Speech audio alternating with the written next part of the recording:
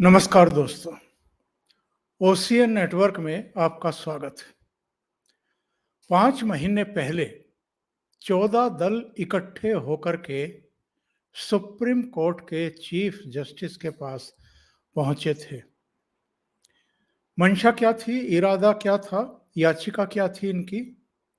ये चाहते थे कि सीबीआई और ईडी जो अलग-अलग राजनीतिक दलों के नेताओं के खिलाफ कार्रवाई कर रही है, यानी गिरफ्तारियों से लेकर के इन्वेस्टिगेशन, प्रॉपर्टी की जब्ती, मामले दर्ज करना, इस सब पर सुप्रीम कोर्ट रोक लगाए।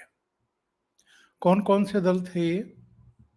इनमें कांग्रेस पार्टी थी, इनमें टीएमसी भी थी, डीएमके भी था, आरजेडी, बीआरएस यानी केसीआर की पार्टी, आम आदमी पार्टी, एनसीपी, शिवसेना यूटीबी यानी Uddhav Thackeray group, JMM Jharkhand Mukti Morcha, JDU Nitish Kumar की, इसके अलावा सीपीआई-एम, सीपीआई समाजवादी पार्टी और Jammu national conference, Jammu Kashmir national conference. ये पार्टियां सुप्रीम कोर्ट गई थी चीफ जस्टिस से ये गुहार लगाने के लिए कि साहब आप ये जो बेजा इस्तेमाल किया जा रहा है सीबीआई और ईडी का, इन पर रोक लगाइए। और अभिषेक मनु सिंघवी ने तो अजीबोगरीब तर्क दिए थे। उन्होंने कहा था कि साहब साल 2013-14 से लेकर के 2021-22 तक सीबीआई और ईडी के मामलों में 600% की वृद्धि दर्ज की गई है। ईडी ने 121 नेताओं की जांच पड़ताल की है, जिनमें से 95% विपक्षी दलों के हैं, और सीबीआई ने 124 नेताओं की जांच की, जिनमें से 95% से अधिक विपक्षी दलों के हैं। तो चंद्रचूड़ ने पूछ लिया उनसे, उन्होंने कहा कि इन आंकड़ों की वजह से कह सकते हैं कि कोई जांच या मुकदमा नहीं होना चाहिए, क्या ये बचाव का कारण हो सकता है? और कोर्ट ने यह भी कहा कि एक राजनीतिक दल का नेता मूल रूप से एक नागरिक होता है, और नागरिकों के रूप में हम सभी एक ही कानून के अधीन हैं। उन्होंने याचिका की वैधता और व्यावहारिकता पर संदेह व्यक्त किया, कुछ और बातें कही और इनकी याचिका को खारिज कर दिया। यानी केंद्र सरकार को, ईडी को, सीबीआई को ऐसा कोई दिशा निर्देश देने से इनकार कर दिया कि वो राजनीतिक दलों के नेताओं के खिलाफ किसी तरह की कार्रवाई ना करें। अब दूसरा रास्ता इनके पास ये था, मतलब एक साथ कई रास्ते ये अपनाते हैं कि कम से कम किसी रास्ते से तो कोई कामयाबी मिल जाएगी। दूसरा रास्ता ये था कि इन एजेंसियों के जो डायरेक्टर हैं उन पर आक्रमण किया जाए, उनको हटवाया जाए। तो ईडी के जो डायरेक्टर थे उनके खिलाफ ये सुप्रीम कोर्ट पहुंच गए, याचिका लगवाई गई, कहा गया कि साहब संजय कुमार मिश्रा को एक्सटेंशन दिया जा चुका है, उनको लगातार सरकार बनाए रखे हुए है, इनको हटाया जाए, क्योंकि इनको लगता था कि संजय कुमार मिश्रा के रहते हुए ही इतनी सख्ती हो रही है। उसकी सुनवाई हुई, 3 सदस्यीय खंडपीठ ने सुनवाई की, उनको एक निश्चित समय सीमा तक रख करके हटाने के आदेश जारी कर दिए गए।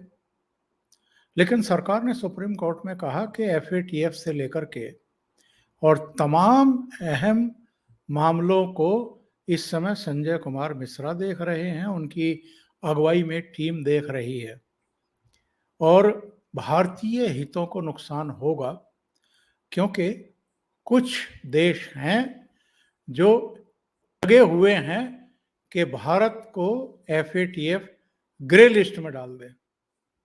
लेकिन सुप्रीम कोर्ट की समझ में नहीं आया। सुप्रीम कोर्ट ने कहा कि हम अधिक से अधिक इनको 15 सितंबर की अनुमति देते हैं। 15 सितंबर के बाद ये इस पद पर नहीं रहेंगे और इनकी जो एक्सटेंशन है वो अवैध मान ली जाएगी और अवैध है ये तो पहले भी कह चुके थे। अब 15 सितंबर तक संजय कुमार मिश्रा वहां है। अब विरोधी दलों को लग रहा था कि चलिए कम से कम ईडी का एक डायरेक्टर तो हट जाएगा 15 सितंबर तक, लेकिन एक नई खबर आ रही है जिसने विपक्षी दलों की सिरदर्दी और अधिक बढ़ा दी है। और खबर ये आ रही है कि जिस तरीके से एनएसए काम करता है, जिस तरीके से सीडीएस काम करता है, सीडीएस जो नौसेना, वायुसेना और थल सेना, इनके ऊपर एक कमांड बनाई गई और एक सीडीएस का पद बनाया गया। सीडीएस मतलब chief of defence staff. Bipin Rawat साहब थे, हेलीकॉप्टर क्रैश हुआ तो उनकी डेथ हो गई। वो अपने आप में एक संदिग्ध मामला है जिसकी जांच पड़ताल हो ही रही होगी। इसी तरीके से जो हमारे राष्ट्रीय सुरक्षा सलाहकार हैं, वो जो आपकी आईबी है और रॉ है, उसको हेड करते हैं। उनसे जो सूचनाएं आती हैं, आप जानते हैं कि आईबी का काम देश के भीतर जो घटनाएं, दुर्घटनाएं या तमाम तरह की गतिविधियां चल रही होती हैं, उनकी खुफिया जानकारी लेना और सरकार को देना होता है और कुछ सुझाव देना भी होता है। रॉ देश के बाहर इसी तरह का इन्वेस्टिगेशन का काम करती है और भारत के हितों की रक्षा करती है। अलग अलग देशों में उसका नेटवर्क है। अब उसी तर्ज पर सीबीआई और ईडी को मिलाकर के एक पद सृजित करने का पर गंभीर विचार विमर्श चल रहा है और ये पद होगा chief investigation officer of India. यानी सीबीआई और ईडी अब उनको रिपोर्ट करेगी और जो ये नया पद गठित करने के बारे में सोचा जा रहा है, सीआईओ, ये सीधे प्रधानमंत्री नरेंद्र मोदी को रिपोर्ट करेगा। यानी ईडी और सीबीआई को मिलाकर के भी एक उसी तरह का मैकेनिज्म देश में तैयार किया जाएगा। अब इसकी सार्थकता क्या है, इसकी जरूरत क्या है, प्रासंगिकता क्या है, ये मुझे बहुत समझाने की आवश्यकता नहीं है।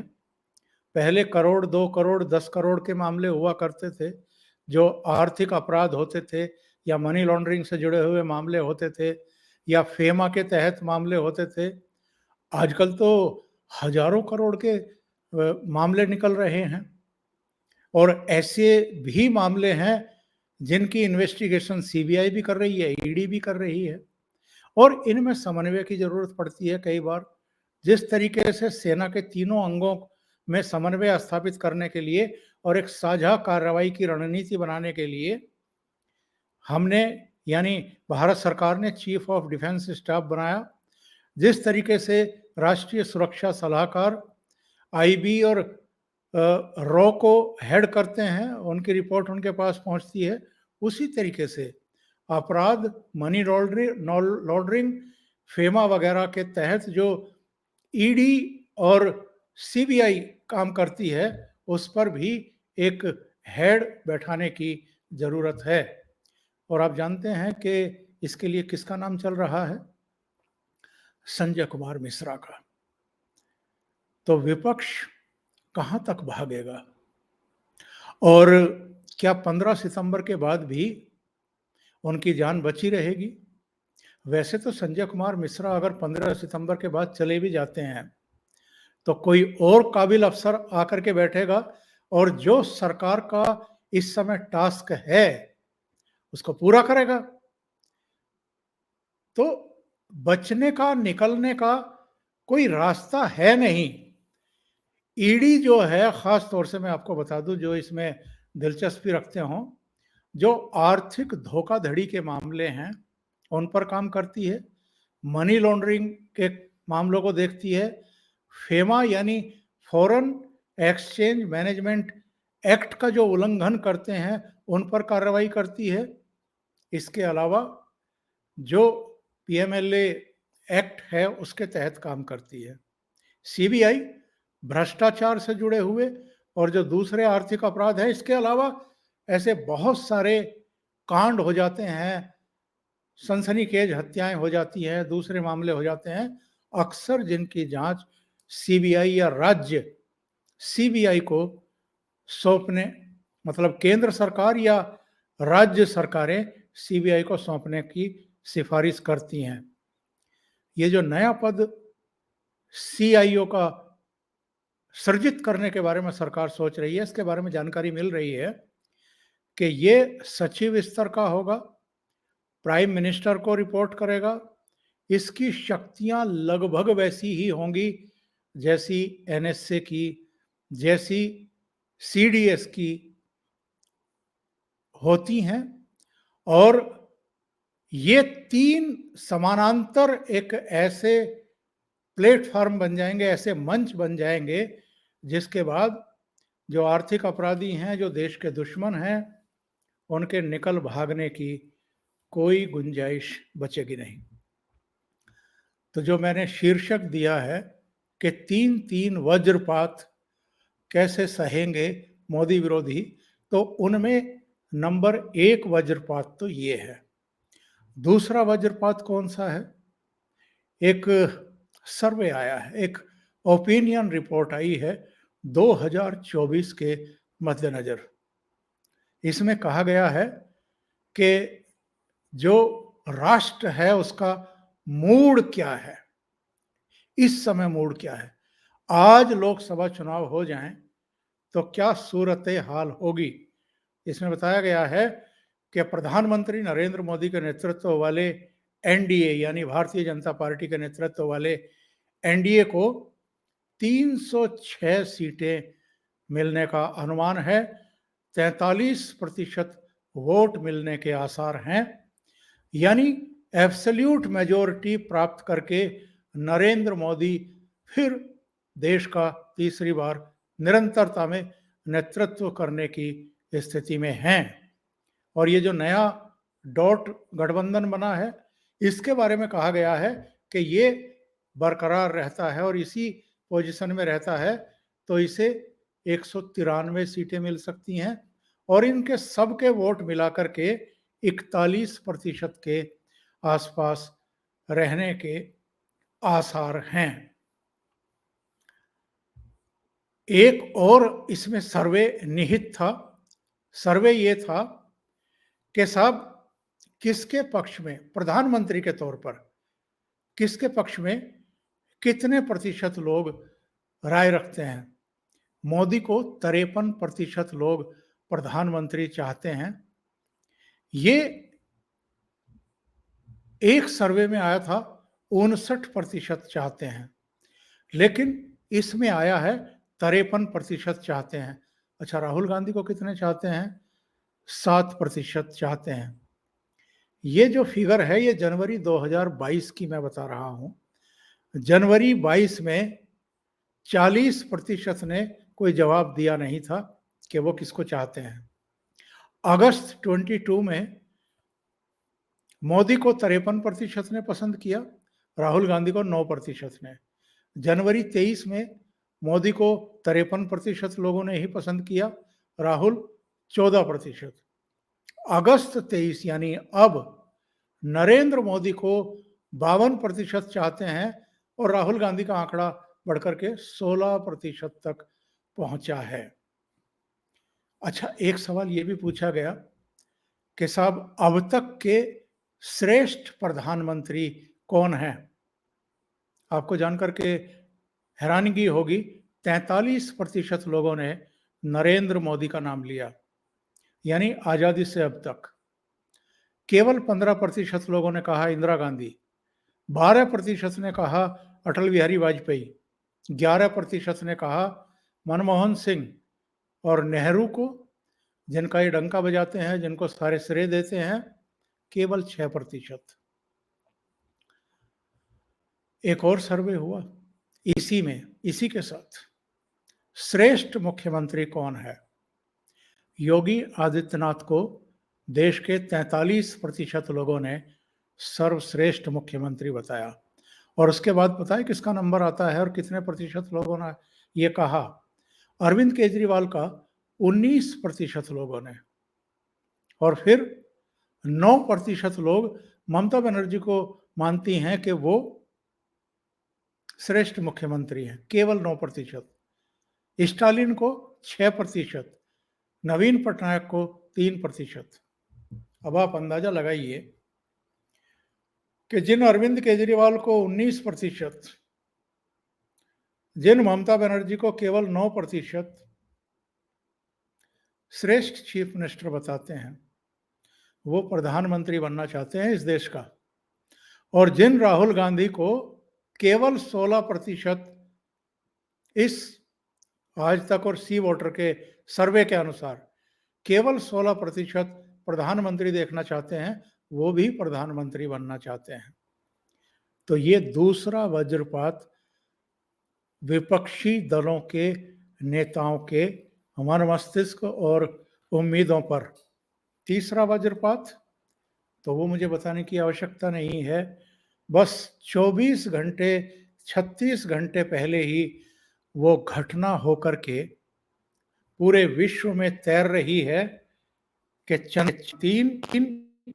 चंद्रमा की सतह पर सॉफ्ट लैंडिंग करने में कामयाब हो गया। और उसके बाद अगर आप अब सर्वे कराएं, अब ओपिनियन कराएं, तो पता लगा कि नरेंद्र मोदी की लोकप्रियता कहां पहुंच गया है। केवल भारत के भीतर नहीं, दुनिया भर में जहां वो उस समय मौजूद दक्षिण में ब्रिक्स देशों के सम्मेलन में, वहां भी बधाइयों का तांता लगा हुआ था। दुनिया भर के मीडिया हाउसेस अलग अलग राष्ट्र पर वो सब भेज रहे हैं किस पर। और विपक्षी दलों में जरूर अपनी जवान केवल को देने के लिए प्रधानमंत्री को बधाई वो नहीं पा रहे हैं ही पा रहे और तो इस तरह के वज्रपातों का सामना पड़ेगा। जैसे जैसे चुनाव नजदीक आएंगे वैसे इनके मन मस्तिष्क पर इस तरह के वज्रपात और होते रहेंगे। ठीक है, बहुत धन्यवाद। अगर आपको ये चैनल इसके कंटेंट हैं तो लाइक करें, कमेंट करें, वीडियो को शेयर भी करें। तक अगर आपने ये चैनल सब्सक्राइब नहीं किया है तो सब्सक्राइब कर लें और साथ में लगे बेल आइकॉन को जरूर दबा आगे आने वाले उनके नोटिफिकेशन पहुंचते रहें। बहुत बहुत धन्यवाद। नमस्कार।